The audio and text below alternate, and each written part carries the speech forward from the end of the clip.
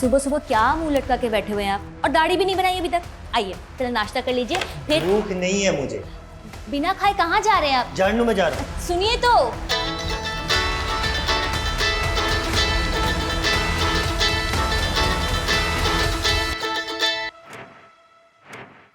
Hello,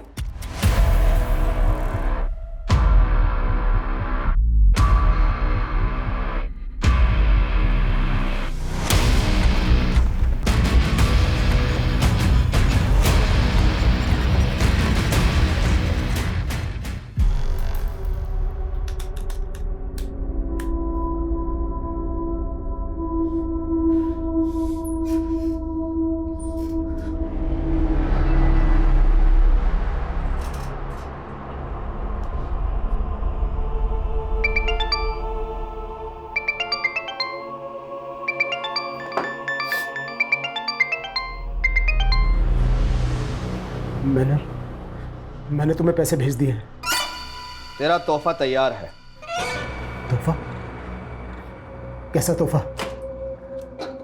एक briefcase जिसमें भर दिया है मैंने तेरी सारी परेशानियों का हल। इस ब्रीफकेस में तेरे सारे खताओं की माफी, तेरी और तेरे परिवार की जान बची रहे, इसलिए तुझे बहुत सारी लाशें बिछानी है। क्या बोल रहे हो तुम? तेरी गाड़ी में रखा है तेरा तोहफा। मेरी गाड़ी में? क्या रखा है मेरी गाड़ी में? देखो तुम हर बार ये नहीं कर सकते। देखो मेरी हिम्मत जवाब दे चुके हैं, तुम बार बार मेरे साथ ये नहीं कर सकते। मैं पता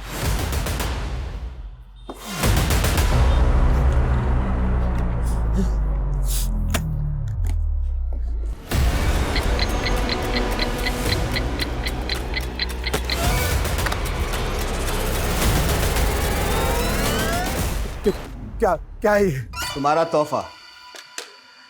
इस ब्रीफकेस के 2 लॉक हैं। इस लॉक को दोनों को एक साथ खोलते ही तुम्हारा टाइमर चालू हो जाएगा, जो कि 2 मिनट का है।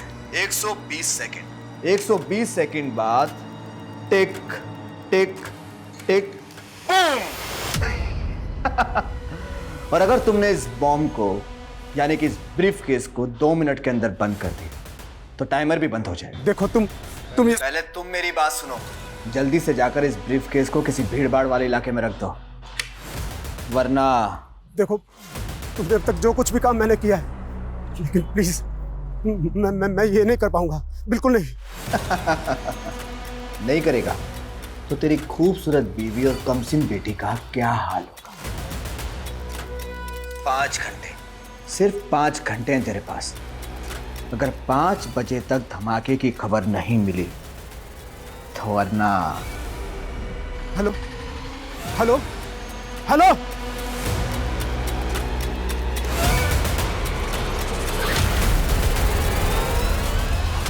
फिर क्या हुआ मम्मा? फिर राजकुमारी ने अपने लंबे बालों को महल से नीचे लटका दिया और राजकुमार उन बालों के सहारे ऊपर आ गया। तुम्हें भी। पापा! रिति मेरी बच्ची, मेरी बच्ची। क्या बात है, आज बच्ची में बड़ा प्यार आ रहा है। इतनी जल्दी कैसे आ गया ऑफिस से? हाँ वो तुम लोगों से मिलने का दिल किया तो चला है, पता नहीं फिर कभी मिलना होगा। कैसी बातें कर रहे हो? सब ठीक तो है? पापा हमने नया ब्रीफकेस लिया है, इसमें कुछ सरप्राइज है क्या मेरे लिए? रिति! रिति! रिति! छोड़ो उसे! समझ में नहीं आता है क्या? ऐसे बिना पूछे नहीं उठाते। इतना गुस्सा क्यों कर रहे हो? बच्ची ने ब्रीफकेस उठा लिया तो ऐसे बात करोगे उससे? सॉरी बेटा, सॉरी। अच्छा, आप घर पे ही हैं? वो एक क्लाइंट से मिलने आया था तो सोचा घर होता चलता हूँ। हाँ? क्या जीजा जी, आप तो मुझे देख के ऐसे खिसक रहे हैं जैसे क्रिमिनल हो। अरे क्या हुआ जीजा जी, इतने सीरियस क्यों? मजाक कर रहा हूँ, मजाक। अपनी बहन के साथ करना मजाक। चलता हूँ। अरे घर आ ही गए तो लंच करके जाइए ना। भूख नहीं है, तुम अपने भाई का चाय नाश्ता देखो।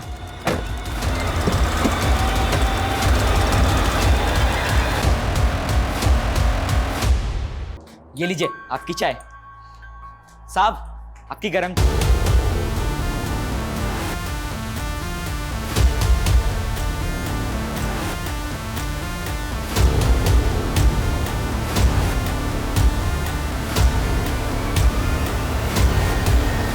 इस ब्रीफकेस के दो लॉक हैं। इस लॉक को दोनों को एक साथ खोलते ही तुम्हारा टाइमर चालू हो जाएगा।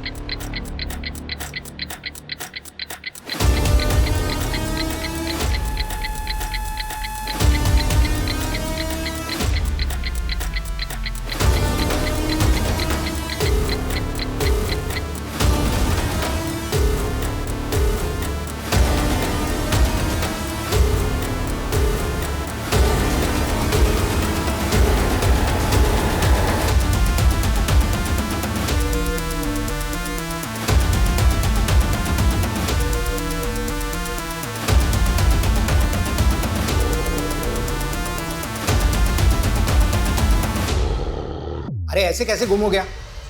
जल्दी ढूंढ उसे। हाँ, और अपडेट दे मुझे।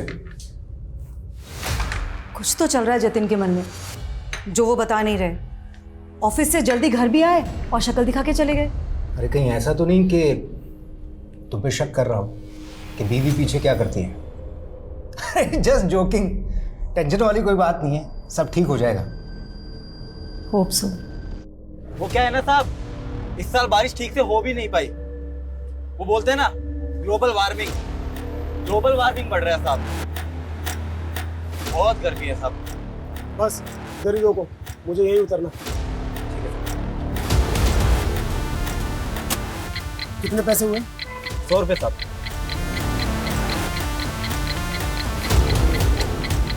ये रखो। अरे साहब,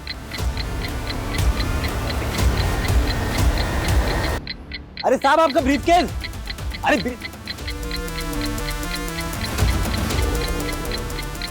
साहब आपका ब्रीफकेस तो लेके जाओ। अरे साहब देख के कौन चल सके के? सॉरी साहब, अजीब आदमी हो। इतना महंगा ब्रीफकेस आपने ऑटो में छोड़ दिया। इसमें कुछ गड़बड़ तो नहीं? अरे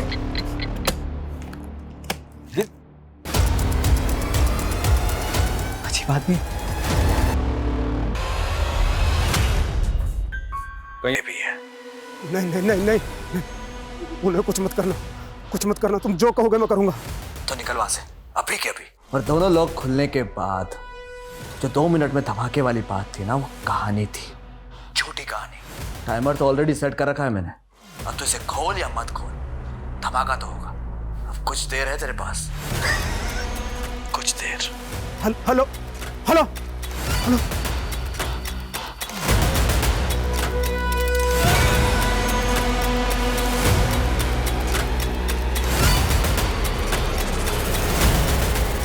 ए, रुक। कहाँ भाग रहा है सामान रख के? क्या इसमें? कुछ नहीं, कुछ नहीं है। अरे रुक, चल बता मेरे को क्या इसमें? सर सर सर इसके पास मत जाइए, सर इसके पास मत जाइए। खोल इसको। सर इसमें बॉम्ब है। आप लोग दूर रहिए, दूर रहिए, इसमें बॉम्ब है। पीछे हट जाइए, ये किसी भी टाइम फट जाएगा। पीछे हट जाइए। अरे रुक, क्या तमाशा ये? Sir sir sir sir please please गोली मत चलाना। ये कभी भी फट जाएगा, इसमें बॉम्ब है। क्या हो रहा है ये? सर हाँ सर सर आप दूर हटिए, इसमें बॉम्ब है। पीछे हटो सब पीछे हटो, पीछे हटो। कौन है तू? किसके लिए काम करता है? किसने भेजा तुझे यहाँ? सर मैं किसी के लिए काम नहीं करता। मेरा नाम जतिन शेखावत है, मैं एक बिजनेसमैन हूँ सर। सर मुझे फंसाया जा रहा है सर। कौन फंसा रहा है तुझे? देख, कोई भी कहानी बनाने की जरूरत नहीं है, तेरी बातों में नहीं फंसने वाले हम। ये बता अब तक कितने ब्लास्ट किए तूने?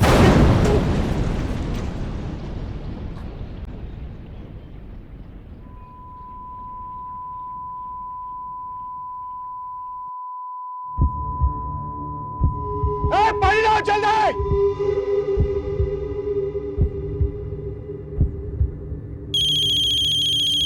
Cheating cheating. हेलो, क्या? सर ये पहले ब्रीफ केस रख के भाग रहा था, फिर कांस्टेबल मिश्रा ने इसे देख लिया तो अपने मजबूर होने की कहानी सुनाने लगा। हाँ सर, ये आदमी बार बार बोले जा रहा था कि मैं बेकसूर हूँ और सूटकेस में बॉम्ब है। ये आदमी अपने आप को एक बिजनेसमैन कह रहा था। इस आदमी की हमें डिटेल्स निकालनी होगी और ये भी पता लगाना होगा कि किस वक्त ससेज ने हमारे थाने के बाहर ब्लास्ट किया। अगर सीसीटीवी फुटेज के हिसाब से देखें तो ये आदमी काला नगर पुलिस स्टेशन में अभी अभी एक भीषण बॉम्ब ब्लास्ट हुआ है। हमारे सूत्रों से पता चला है कि बॉम्ब एक बिजनेसमैन जतिन शेखावत ने यहाँ प्लान किया था, जो कि इसी बॉम्ब ब्लास्ट में मारा गया है। पुलिस को जतिन के टेररिस्ट ऑर्गेनाइजेशन से जुड़े होने का भी अंदेशा है।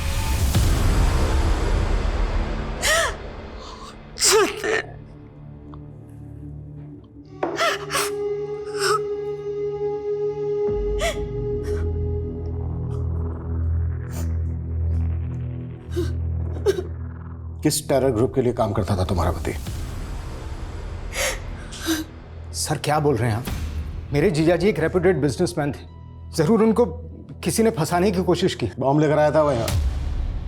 देखो हमसे कुछ भी छुपाया ना तो सर मैं खुद एक पुलिस वाला हूँ, यकीन मानिए हम कुछ नहीं छुपा रहे हैं। तो वह यहाँ बॉम्ब लेकर क्यों आया था? बस उसे बदनाम मत कीजिए मेरे पति को, वो तो पहले से ही बहुत परेशान लग रहे थे। ब्रीफकेस वो उस वक्त उनके पास था, कुछ तभी लगा था कि कुछ तो है जो वो हमें बता नहीं पा रहे। तो वो एक्सप्लोजिव घर से लेकर आया था? नहीं सर, वो तो तब ऑफिस से आए थे, लेकिन मैं ऑफिस हो या घर सब चेक होगा। और अगर हमें बाद में पता चला ना कि तुम अपने पति और तुम अपने जीजा को बचाने की कोशिश कर रहे हो तो तुम दोनों को भी बख्शा नहीं जाएगा।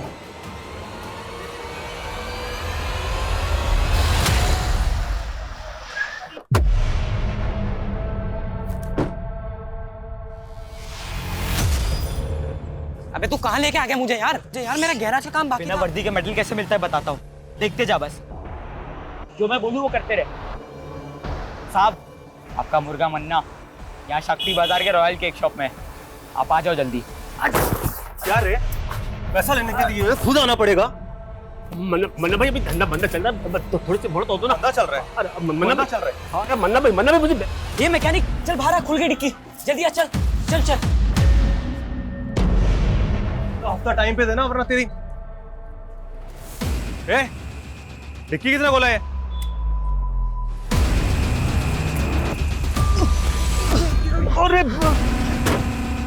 अरे डर मत, इधर आजा, शेर पिंजरे में बंद है। साहब आपको मैंने ही कॉल किया था, आइए।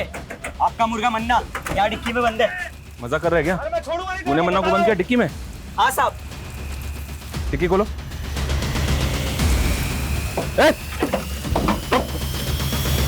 साले कितने तेरे को तो मैं देख लूंगा। गाड़ी में डालो से, चुपचाप बैठ। Good job. थैंक यू साहब। अब तो आप मानते ना कि मैं पुलिस वाला बन सकता हूँ? पुलिस वाले को तो पता नहीं, पर मेरा खबरी बन गया है तू। सच्ची? तो साहब आप जल्दी जल्दी बताओ अभी आगे क्या काम करना है, ताकि मैं खबरी से पुलिस वाला बन जाऊं। इसी तरह अच्छा काम करता रहे। सर जतिन सर का बहुत ही क्लीन इंपोर्ट और एक्सपोर्ट का बिजनेस है सर, वो गलत नहीं हो सकते सर। ये इंपोर्ट एक्सपोर्ट का बिजनेस तो सिर्फ दिखावा है, यहाँ और क्या क्या होता है हम सब पता लगा लेंगे। जाके फाइल चेक करो उधर। आप बेवजह शक कर रहे हैं साहब, मैं खुद यहाँ 5 साल से काम करता हूँ, आप जैसा सोच रहे हैं वैसा कुछ नहीं है। लेकिन सर जब सुबह जतिन सर अचानक से यहाँ से निकले तो मुझे भी थोड़ा सा अजीब लगा था। और सर फ़ोन पे किसी से तो झगड़ रहे थे, हो सकता है किसी ने फंसाया उनको। सर कौन फंसाएगा उसे? सब इतना तो आइडिया नहीं है सर, लेकिन सर वो जो लड़की थी निवेदिता, वो पहले यहीं काम किया करती थी और तकरीबन 6 महीने पहले उसने सुसाइड कर लिया था। उस सुसाइड से इस ब्लास्ट का क्या कनेक्शन है? सर सुसाइड करने के बाद निवेदिता का बॉयफ्रेंड यहाँ आया था, शकील। निवेदिता! छोड़ो मुझे! सर निवेदिता कहाँ है? छोड़ो मुझे! निवेदिता! छोड़ो मुझे! सर निवेदिता ने सुसाइड नहीं किया, बल्कि इस आदमी ने मारा। छोड़ो मुझे! पकड़ा है। लेकिन सर उसके बाद प्रूव हो गया था कि निवेदिता ने सुसाइड ही किया था। लेकिन उसने सुसाइड क्यों किया? सर मुझे कैसे पता होगा, जब वो यहाँ काम किया करती थी तो कभी टाइम पे नहीं आई और हफ्ते में 3-4 बार तो हाफ डे में निकल जाती थी। सर पता नहीं क्या करती थी ऐसा। और जब सर जतिन सर ने उसको नौकरी से निकालने की धमकी दी तो उसने उल्टा जतिन सर पर ही मोलेस्टेशन का केस लगा दिया था। सर बहुत अजीब लड़की थी। जतिन के घर और उसके ऑफिस से कुछ भी सस्पिशियस नहीं मिला, लेकिन ब्लास्ट में जो बारूद का इस्तेमाल किया गया है वो माइंस ब्लास्ट में इस्तेमाल किया जाता है। पता करो उसके कॉन्ट्रैक्ट में कौन कौन ऐसे लोग थे जो इस तरह की बारूद का उसके लिए बंदोबस्त कर सकते। जी सर, हमें जतिन का फोन मिला है। फोन तो पूरी तरह से डैमेज हो चुका है, लेकिन सर इसमें 2 सिम स्लॉट्स हैं। उनमें से एक स्लॉट में उसकी सिम है जो उसका बिजनेस नंबर था। हमने उसके CDR भी निकाले सर। ब्लास्ट वाले दिन एक नंबर से लगातार उसे कॉल्स आ रहे थे सर। ऐसा लग रहा है जैसे कि कोई उसे इंस्ट्रक्शन दे रहा हो। अगर जतिन का इंटेंशन ब्लास्ट करने का होता तो अपना बिजनेस नंबर इस्तेमाल क्यों करता? बार बार कह रहा था कि उसको मजबूर किया जा रहा है, मजबूर किया जा रहा है। क्या जतिन वाकई में सच बोल रहा था? लेकिन सर कोई टेररिस्ट ग्रुप किसी अनजान आदमी से बॉम्ब प्लांट करवाए, ये पॉसिबल है? लेकिन हम टेरर एंगल को रूल आउट नहीं कर सकते। शायद जतिन का स्लीपर सेल की तरह इस्तेमाल किया गया हो। स्लीपर सेल वो क्या होता है सर? ये स्लीपर सेल एक तरह से उग्रवादी ही होते हैं जो आम लोगों के बीच में रहकर उग्रवादी गिरोह के लिए काम करते हैं। हमें पता चला है कि कमला नगर में एक ऐसा ही स्लीपर सेल पनप रहा है। कमला नगर? सर वहां पे तो मेरी झोपड़ी है। जानता हूँ, तभी तो ये काम तो मैं दे रहा हूँ। उसे ढूंढोगे? आप ऑर्डर दो, क्या करना है? सर आप ऐसे नाम जानकर किसी को भी उठा लोगे क्या? सर मैं मानता हूं कि मैंने उस जतिन को मारने की धमकी दी थी क्योंकि उसने मेरी गर्लफ्रेंड के साथ। लेकिन निवेदिता ने जो जतिन पर मोलेस्टेशन का चार्ज लगाया था वो साबित तो नहीं हुआ। हाँ सर, लेकिन निवेदिता के साथ शोषण जरूर हुआ था और उस जतिन की वजह से उसने पहले भी। क्या कर रही हो तुम? छोड़ो मुझे, मर जाना चाहती हूँ मैं। वो मुझे मोलेस्ट करता है और पुलिस वाले मुझे जलील करते हैं। कहते मैंने झूठा केस किया है। सर जतिन ने अपने पैसे और पावर के बल पे अपने आप को बचा लिया था और उसका साला भी तो पुलिस में है। SI विनोद? हाँ जानते हैं उसको, वो देख रहा था ये केस। हाँ सर आपको नहीं लगता है कि उसने अपने जीजा को बचाया होगा?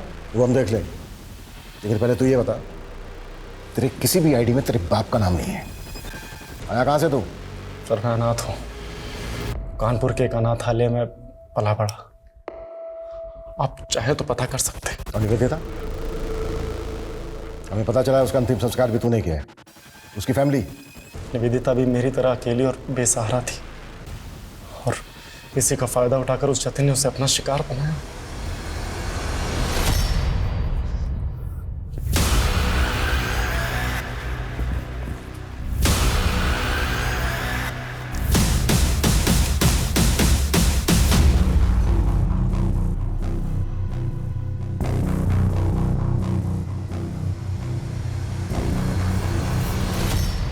भगवान के नाम पे कुछ दे दे बाबा, 2 दिन से कुछ नहीं खाया। क्या चचा, इतने हट्टे खट्टे होके भी भीख मांग रहे हो? बेटा पैर में बहुत दर्द रहता है और ज्यादा देर तक खड़ा भी नहीं रह जाता। अच्छा तो दौड़ाए आपको? ए रुक, ए चोर चोर, पकड़ो पकड़ो पकड़ो। ए रुक।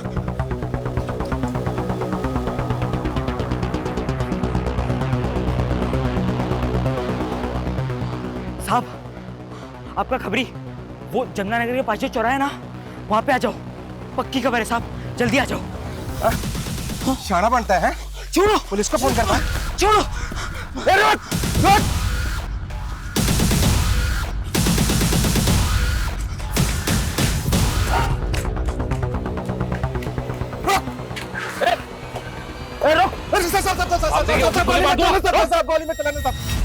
ज्यादा चालक बनता है, जस्ता पे नजर रखता है।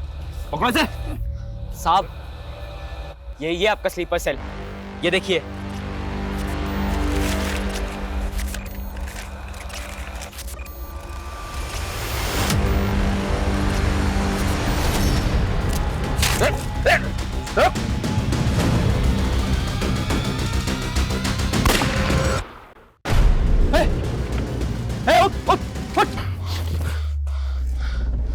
इसको मरना नहीं चाहिए था, इससे पता करना था कि ये किसके लिए काम करता था।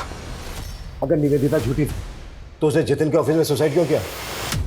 क्या फिर वो एक मर्डर था जिसे तुमने सुसाइड साबित किया, जैसे निवेदिता के मोलेस्टेशन के चार्ज को किया था? सर मैं अपना काम बहुत ईमानदारी से करता हूँ सर, और मैंने अपने जीजा जी को भी एक सस्पेक्ट की तरीके से इन्वेस्टिगेट किया। मैंने उनको कोई रियायत, कोई ढील नहीं दी थी सर। इस लड़की के कहने पर तुम अपने जीजा को अरेस्ट करने आए हो? जीजा हैं आप अपनी जगह पे, लेकिन आपके एम्प्लॉय ने आप पर काफी सीरियस चार्जेस लगाए। इसका कहना है कि आप मॉलेस्ट करते हैं इसे। ये झूठ बोल रही है। अब आपको जो कहना है थाने चलकर कहिएगा। वाह विनोद, आज दिखा दिया ना, जब तू अपनी बहन का सगा नहीं है तो अपने जीजा का क्या होगा। शमा तुम्हारी सगी बहन नहीं है? नहीं सर, हम लोग बचपन में एक ही मोहल्ले में पले बड़े। वो बचपन से मुझे राखी बांधा करती थी। लेकिन सर ये बात तो बिल्कुल अलग हुई ना। और सर आखिर में निवेदिता ही झूठी साबित हुई थी और वो किसी को मुंह दिखाने के काबिल नहीं रही, इसलिए उसने सुसाइड कर लिया। फिलहाल जा सकता हूँ। सूरज। जी सर। नजर रखो इसमें। ये ऑफिसर मुझे कोई ठीक नहीं लग रहा और जतिन के कैरेक्टर को भी हमें डीपली समझना होगा। उसकी जिंदगी में कई ऐसे किरदार थे जो अभी तक सामने नहीं आए हैं, उन्हें भी हमें सामने लाना है। Act fast. सर।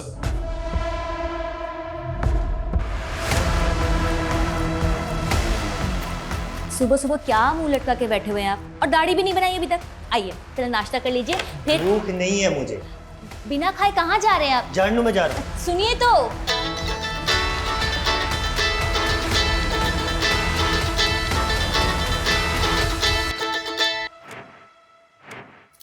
हेलो,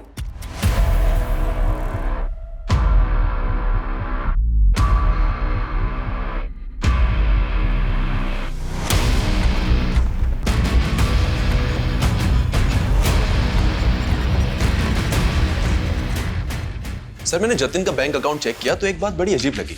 एक लंबे समय से जतिन अपनी कंपनी का पैसा इस तरह के कई अकाउंट्स में भेज रहा है जो उसकी कंपनी से बिल्कुल भी कनेक्टेड नहीं है। हालांकि सारे ट्रांजैक्शन छोटे छोटे थे, लेकिन ओवर द टाइम ये अमाउंट बड़ा बन चुका था सर। और पहला ट्रांजैक्शन तब हुआ था जब जतिन पे मोलेस्टेशन के चार्जेस लगे हुए थे। किसका अकाउंट है? किसी शीतल देवी के नाम से अकाउंट है। उम्र लगभग 75 साल। 75 साल? हो सकता है इन बूढ़ी औरत के नाम से एक फेक अकाउंट खोला गया जिसमें जमा किया गया पैसा गलत एक्टिविटी में इस्तेमाल होता।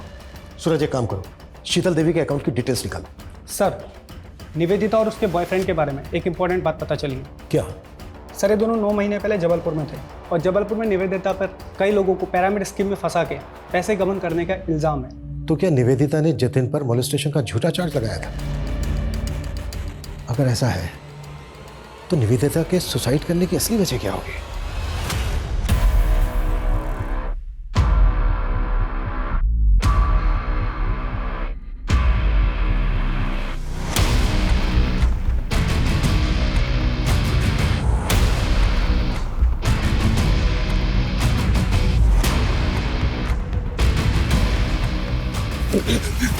अभी भी वक्त है, बोलते सच। सर बताता हूँ सर, मेरा इस पिरामिड स्कीम से कोई लेना देना नहीं है सर। मैं तो बल्कि सर निवेदिता का भी इससे कोई लेना देना नहीं था।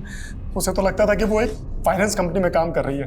और जब एक दिन वो अपने ऑफिस गई और वहाँ पर उसने ताला और अपने इर्द गिर्द गुस्साए लोगों को देखा तो सर उसे कुछ समझ नहीं आया। वो डर गई थी। जब तक उसे सब चीज़ समझ में आई तब तक बहुत देर हो गई थी सर। मौका दिया था मैंने तुझे सच बोलने का। सर मैंने सच बोला है सर। जब तक ये सच ना उगले ना तो साले को।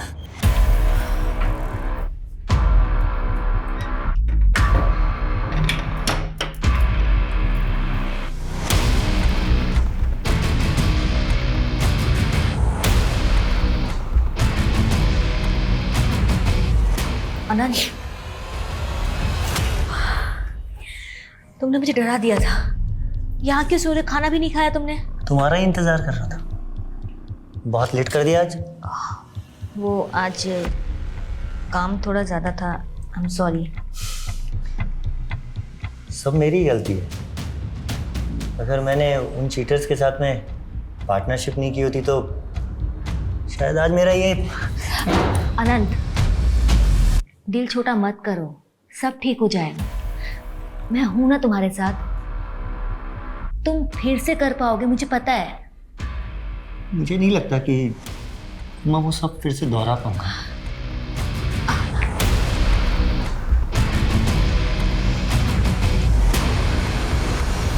सर जतिन का जो फोन हमें मिला उसमें 2 सिम स्लॉट्स थे। एक स्लॉट में उसका करंट नंबर है और दूसरे में जो नंबर मिला उसके सीडीआर में हमें वंशिका नाम की लड़की का नंबर मिला सर। वो नंबर अभी बंद है, लेकिन अक्सर वो उसको रात को कॉल किया करता था। तो तुम्हें लग रहा है कि जतिन का वंशिका के साथ अफेयर होगा? लेकिन सर जब वंशिका का सीडीआर निकाला तो उसमें जतिन की वाइफ शमा का नंबर भी मिला। आपने हमें यह भी नहीं बताया कि जतिन दूसरा फ़ोन नंबर भी इस्तेमाल करता था? कौन सा नंबर सर? जो उनके दूसरे नंबर के बारे में कुछ भी नहीं पता। वंशिका के बारे में तो पता होगा, आप कॉल भी करती थी उसे? वंशिका? हाँ, जतिन की एक दोस्त थी। जतिन ने ही कभी मेरे फ़ोन से कॉल किया होगा उसे। जतिन की मौत के बाद वंशिका मिलने आई आपसे? कॉल किया उसने आपको? तो फिर ऐसी कैसी दोस्ती थी? और अब तो फ़ोन भी बंद है उसका। सर मुझे इसके बारे में कुछ भी नहीं पता। ज़रूरत पड़ी तो दोबारा मिलेंगे।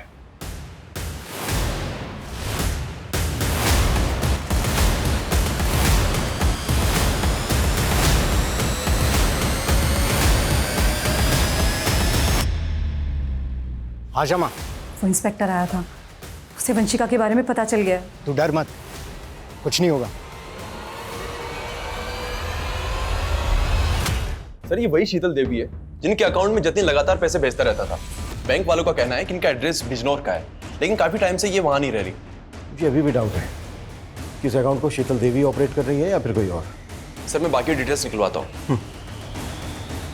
सर वंशिका आपसे खुद मिलने आई है। सर आप लोग मेरे पुराने एड्रेस पे गए थे।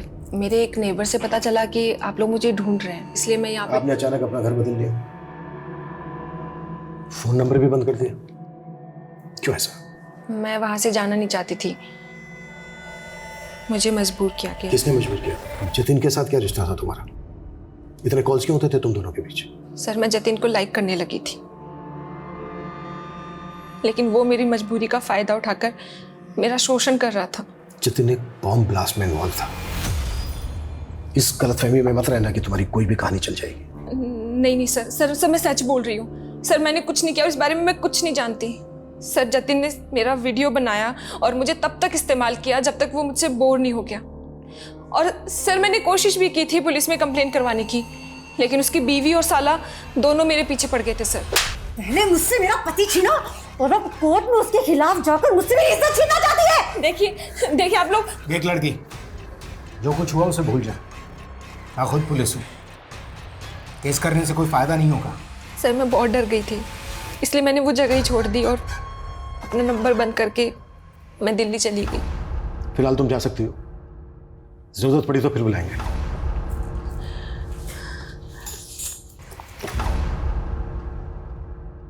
सूरज सर, इस लड़की पे नजर रखो और पता लगाओ कि इसकी कहानी में कितनी सच्चाई है। निवेदिता ने भी जतिन पर मोलेस्टेशन का चार्ज लगाया था। जतिन की कॉन्टैक्ट लिस्ट में जितनी भी लड़कियां हैं उन सबकी डिटेल निकालो।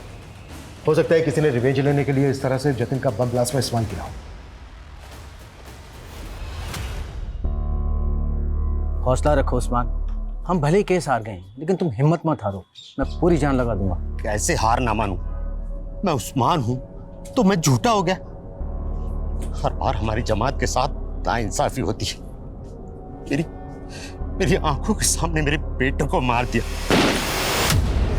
मैंने उसके गुनहगार को अपनी आंखों से देखा और मेरा ही बयान पलट दिया। ये इंसाफ? उस्मान भाई देखो, मैंने तुम्हारा केस पूरी तरीके से पक्का बनाने की कोशिश की थी, लेकिन क्या पक्का केस? आपने तो कहा था कि सारे सबूत उसके खिलाफ, सब बेकार हो गए। इतना नाउम्मीद मत हो उस्मान, हम अभी भी हाई कोर्ट जा सकते हैं। अब हाई कोर्ट हो या सुप्रीम कोर्ट, जब तक उस नेता को फांसी के फंदे पर नहीं चढ़ा देता तब तक मैं चैन से बैठने वाला नहीं। ये पोस्टर हर जगह लगा लो, कोई भी जगह छूटनी नहीं चाहिए। इस बार जीत हमारे मनोज भैया की। और बाहुबली, तैयारी कैसे चल रही है? राम राम मनोज भैया, कृपा है आपकी। जाओ अपना काम करो। मनोज भैया हमारी तैयारी तो बहुत जोर शोरों से चल रही है, लेकिन ये आपके जो कारनामे है ना, कहीं आप कोई हवा ना कर दे। क्या बक रहा है तू? आप टेंशन मत लो, आप ना चुनाव की तैयारी करो। हमें ना आपका पत्ता साफ नहीं होने देंगे। आप मेरे जीजा के कातिल को तो पकड़ नहीं पा रहे, उल्टा आप हमें परेशान कर रहे हैं। मैं जतिन के कातिलों से ही तो बात कर रहा हूँ, ऐसा ही विनोद। तू और तेरी बहन कुछ भी बोल रहे हैं आप। जतिन का असली चरित्र हमारे सामने आ गया है। जतिन लड़कियों को अपनी हवस का शिकार बनाता। निवेदिता, वंशिका, गीता, स्वीटी, बहुत लंबी लिस्ट है। वो लड़कियों के साथ खिलवाड़ करता और तू बचाता उसको। और उसकी आदतों से बाद में तुम दोनों इतना तंग आ गए कि तुम लोगों ने सोचा कि उसी को हटा देते हैं रास्ते से। क्या कहना चाहते हैं आप? कि हमने फोर्स किया उन्हें बॉम्ब रखने के लिए? पर वंशिका को पुलिस कंप्लेंट फाइल ना करने के लिए तो फोर्स किया था ना तुम दोनों ने।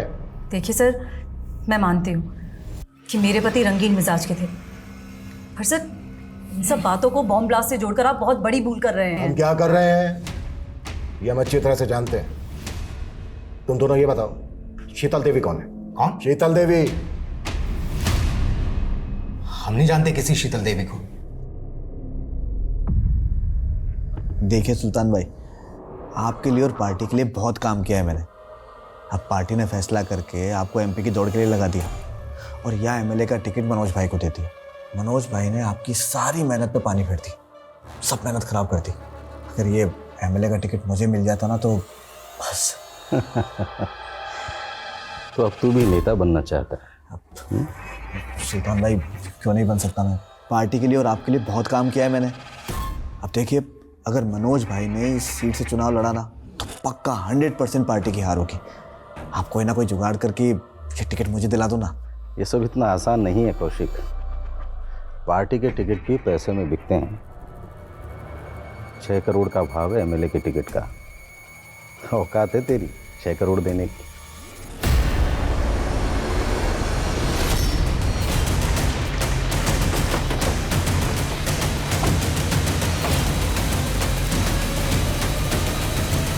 पीछे चलिए आप, पीछे चलिए। सर, उस्मान का मर्डर सिर्फ इसलिए हुआ क्योंकि वो अपने बेटे आमिर के मर्डर का इंसाफ चाहता था, और आमिर का मर्डर इसलिए हुआ क्योंकि वो अपनी जमात के लिए एक राजनीतिक संगठन बना रहा था। उसका हत्यारा आने वाला चुनाव लड़ रहा है। उस्मान उसे अंदर करवाना चाहता था, और इस पूरे कांड में एक पुलिस वाला उसे घुमा रहा था। मुझे शक है कि इस पुलिस वाले की बात कर रहे हैं आप? एसआई मंगल। तुम उस्मान मर्डर केस में एक फेलो ऑफिसर पे शक कर रहे हो? सर, शक करने की वजह और भी बड़ी है। हो सकता है कि एसआई मंगल का जतिन के केस से भी कोई कनेक्शन हो। व्हाट? जी सर, निवेदिता का एसआई मंगल के साथ में कनेक्शन था। जब निवेदिता का साथ एसआई विनोद ने नहीं दिया तो वो एसआई मंगल के पास चली गई, और उस्मान के बेटे की मौत की जांच भी एसआई मंगल ही कर रहे थे। सर, एक और बात, ये राशि का है। कुछ टाइम पहले इसका रेप और मर्डर हुआ था। मर्डर के पहले ये और इसका पति एसआई मंगल के पास गए थे किसी सिद्धार्थ कनन नाम के आदमी के खिलाफ धोखाधड़ी का मामला दर्ज करवाने। लेकिन इस राशिका का इस सबसे क्या कनेक्शन है? सर, इस राशिका के ऊपर एमएलए मनोज ने हनी ट्रैप का मामला भी दर्ज कराया था, और सर इसके बाद राशिका का रेप और मर्डर भी हो गया था। और सर इस केस की इन्वेस्टिगेशन एसआई मंगल ही कर रहा था। सर, मुझे तो यह भी लगता है जतिन का मर्डर जिस टेररिस्ट ग्रुप ने किया था, कहीं ना कहीं एसआई मंगल का उनसे हाथ मिला हुआ था। लेकिन सबसे पहले हमें एसआई मंगल के खिलाफ सबूत इकट्ठा करने होंगे, लेकिन ध्यान से और संभल कर। एसआई मंगल को इस बात की भनक तक नहीं लगनी चाहिए कि हम इस केस को इन्वेस्टिगेट कर रहे हैं। सर,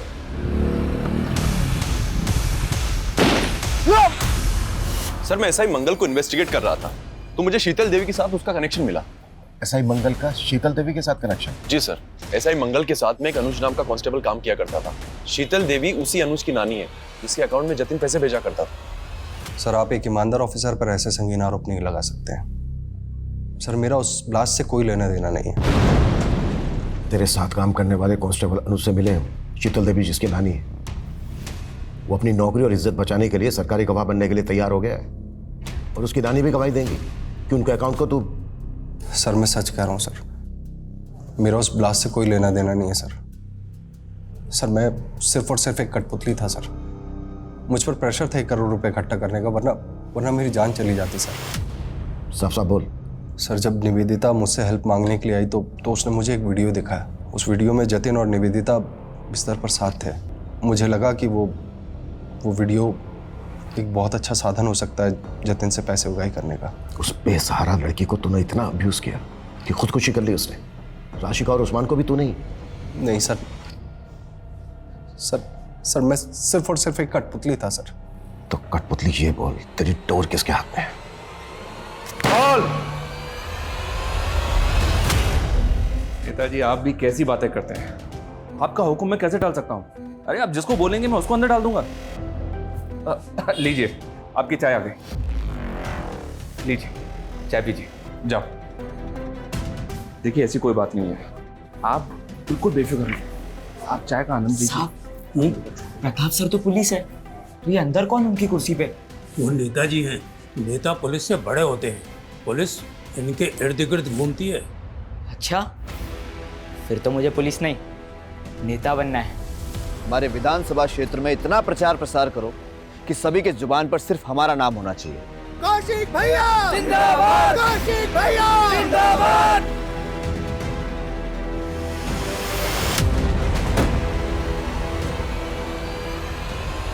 सर ऐसा ही मंगल ने जिस कौशिक तिवारी का नाम बताया है वो बचपन में पुलिस का इन्फॉर्मर था।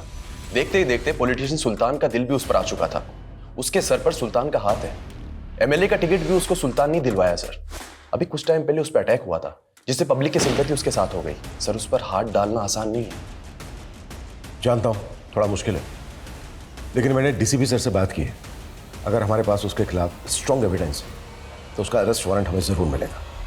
ऐसा ही मंगल और अनुज के स्टेटमेंट पे आप लोगों को वारंट मिला है, लेकिन आप लोग मेरे खिलाफ अदालत में कुछ प्रूव नहीं कर पाएंगे।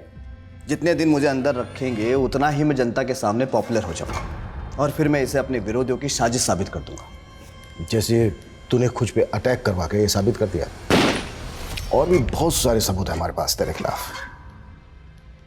जतिन जिन शीतल देवी के अकाउंट में पैसे ट्रांसफर करता था, उनके अकाउंट से तेरे चमचों के अकाउंट में पैसा ट्रांसफर होता था। ऐसा ही मंगल को तूने 1 करोड़ रुपए इकट्ठा करने का टारगेट दिया। राशि का उस्मान का बेटा आमिर, जतिन जिस बम ब्लास्ट में मारा गया। हाँ, मरवाया मैंने सबको। आखिर थे क्या वो मेरे लिए? सिर्फ मोहरे। देखो मैं पहले तुम्हें बहुत पैसे ट्रांसफर कर चुका हूँ, अब मेरा और निवेदिता का वीडियो डिलीट करो प्लीज। तेरा तोहफा तैयार है, एक ब्रीफकेस। इस ब्रीफकेस में तेरे सारे खताओं की माफी है। जतिन से बहुत सारा पैसा वसूलने के बाद मैंने उसका इस्तेमाल करके पॉलिटिशियन मनोज के इलाके में बम धमाका करके उसकी छवि बिगाड़ने का पूरा बंदोबस्त कर लिया था। नेता के जाने के बाद बाहुबली को टिकट मिलता है और मुझे इस टिकट की कीमत अदा करने के लिए 6 करोड़ रुपए की रकम अदा करनी थी। तो मैंने उसी वक्त से अपने सारे जानने वाले पुलिस वाले और गुंडों को जुगाड़ में लगा दिया। उस्मान और उसके बेटे आमिर को भी पॉलिटिक्स में आना था। उस्मान का बेटा अपनी जमात इकट्ठी कर रहा था, लेकिन मनोज नहीं चाहता था कि उसके इलाके में कोई भी संगठन बने जिससे उसका वोट कम हो। लेकिन मनोज को तब तक यह भी नहीं पता था कि जो मैं सब कुछ कर रहा हूं ना, वो उसके लिए नहीं, मेरे लिए कर रहा था। अबे अंधा है क्या? दिखता नहीं तुझे? बेटा दे बेटा, साले अबे बेटा चल बेटा यहाँ से चल। और फिर उसका बाप अपने बेटे को इंसाफ दिलाने के लिए कोर्ट चला और इधर पीएसआई मंगल मेरे इशारे पर सबूतों को कमजोर करता रहा और फिर एक दिन केस हार गया। और जब उसने हाई कोर्ट जाने का सोचा तो क्या करता? खत्म तो करना ही था, कर दिया। राशिका को क्यों मारा? राशिका का पति कर्जे में डूब गया था। वो मंगल के पास मदद मांगने के लिए आई थी और मुझे मनोज और अपने विद्रोही नेताओं की छवि बिगाड़ने के लिए एक औरत की जरूरत थी। मदद मांगने आई थी मैं आपसे मंगल जी के कहने पे, और आप कह रहे हैं मुझे दूसरों के साथ सोना होगा? हाँ, सोना होगा। इस सीट पर खड़े होने वाले सारे नेताओं के राज मुझे लाकर देने होंगे। मैं अपने खिलाफ कोई भी कमजोर कड़ी जिंदा नहीं छोड़ना चाहता था, इसलिए राशिका को भी मार दिया। टीनेजर कौशिक में जो जज्बा था वो जज्बा उस उम्र में होना काबिले तारीफ है, लेकिन बड़े सपनों की राह में गुमराह अंधेरों के पड़ाव भी मिलते हैं। वहाँ जब कोई हाथ पकड़ के सुधारने वाला नहीं होता तो लोग अक्सर जुगनुओं की चमक को भी कामयाबी का सूरज समझ बैठते हैं। और वो सुबह कभी नहीं आती जिसकी चाह में लोग अपना सब कुछ खो चुके होते हैं, और जब आंखें खुलती हैं तो एहसास होता है कि जिस सपने को हमने पल पल जिया था वो सपना एक गुल्लक की तरह टूट गया, और जिसे हम छोटी छोटी खुशियों के सिक्के समझ के जोड़ रहे थे, असल में वो हमारे गुनाहों का सरमाया था जिसका कर्ज उतारने के लिए ताउम्र पल पल सलाखों के पीछे काटना होगा। इसी के साथ अब मैं रेणुका शाह ने आपसे विदा लेती हूँ। हम फिर मिलेंगे ऐसी एक कहानी के साथ जो रखेगी आपको सतर्क और जिंदगी को सुरक्षित। तब तक अपना और अपने परिवार का ख्याल रखिए और देखते रहिए क्राइम पेट्रोल सतर्क। जय हिंद।